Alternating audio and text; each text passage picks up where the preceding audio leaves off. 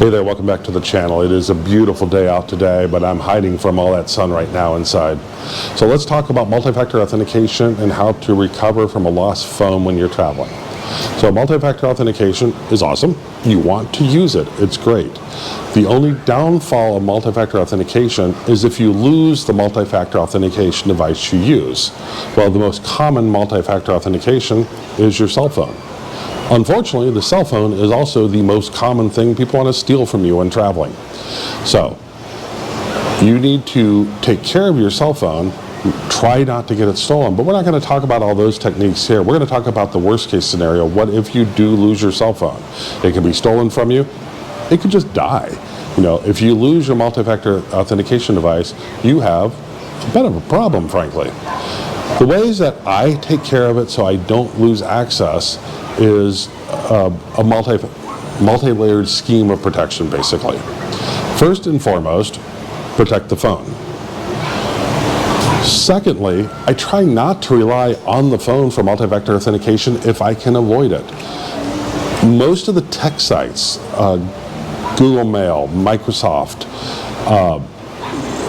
GitHub, some of my banks allow me to use a hardware key, these little UBI keys. These are awesome little devices. They have USB-C, USB-A. This is also an NFC device that can do multi-factor authentication. These are great. You can have, they're only $50, so it's much easier to have backup. I see these little things and backup of your phone. The only problem with these guys are some people don't use them. So things like, and I love Charles Schwab. I love their fee structure for foreign ATMs. They're great, but them, American Express, and frankly, every Visa card I have, their banking systems for multi-factor authentication are still based on sending an SMS message. That's really unfortunate because if you lose your phone, you can't get an SMS message. If it was any other way, YubiKey, a Microsoft Authenticator or a Gmail Authenticator, or I'm sorry, a Google Authenticator or Microsoft Authenticator apps are also great ways to do multi-factor authentication besides the YubiKey, because you can back those up and put them on a new phone. YubiKeys, you can have 3 of them around, I do, and have backup to your multi-factor authentication.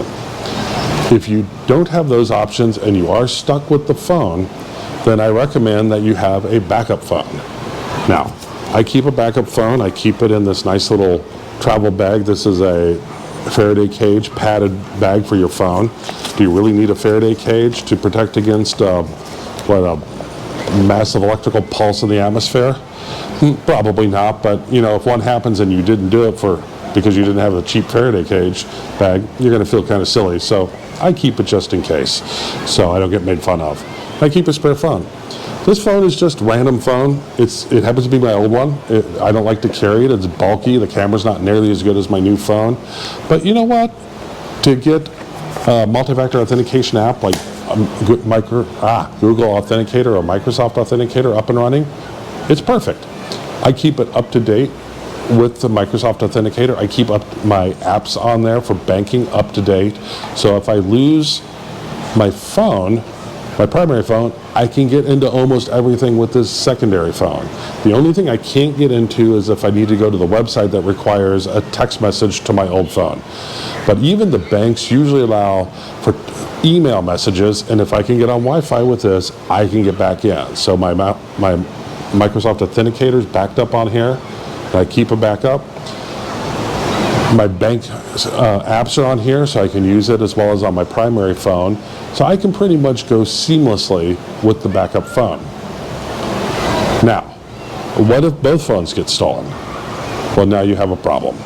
If you're all YubiKey, great, but that's unlikely, given the lack of YubiKey support. So if I lose both phones, I did a sort of a mental exercise, and I encourage you to try it yourself, where I took my backup phone and I did a factory reset to see, is it possible to set up a new phone with the information that you carry with you on a regular basis while traveling, set up a new phone without needing your old phone? So I did that, and the first time I did it, it failed miserably. Gmail and Microsoft both tried to send messages to my old phone, even though I told them not to. There was not a path that I could not get the phone up without having the old phone. Luckily, though, both Google and Microsoft, which are the primary stumbling points to getting this up, if you get your identity up from your primary providers, then you have your identity again. If you can get those identities up, then you're pretty good. You can keep layering it going on from there. To get those two items up, when I had to go from a completely new phone without my old phone, I had to go to what they have available, which is these codes that you can generate out. So both Google and Microsoft, and I suspect others in this world, allow you to generate a series of codes. In the case of Google, a single code in the case of Microsoft, that you can store and then use as the last ditch backup to get into your accounts. And so I did that. I printed out the codes from Google. I printed out the code from Microsoft. I put them on a small little piece of paper, and I keep that piece of paper together with important phone numbers that I would need if I lost my phone, like my wife, emergency contacts, etc. I put that on a small piece of paper. Actually, I printed out several times, and I store it in my luggage, and I store it on my person when I go around. Whenever I travel, I keep a couple $100 on me and those phone numbers. So if nothing else, I always have that available to me, hopefully. Or you go back and get it from the luggage so you can go get a new phone. With those codes, I was able to factory reset a phone and bring it back up to a working phone. It allowed me to get Gmail up, so now I have access to my mail. I can get access to Google with that code, or with the email I just enabled. I can get to Microsoft with one of the codes, or use the email that I just enabled on Google to get to Microsoft.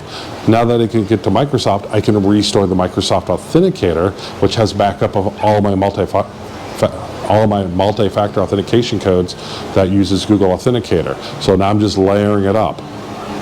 And once I have both Gmail, Microsoft access, in Microsoft Authenticator access, I'm back in business for multi-factor authentication, with only the exception of services that need to send me an SMS message. The last step is to get that SIM set up, and if you're eSIM based, you call your provider, such as T-Mobile. You say, here's my IMEI, if I got the phrase right, for my new phone.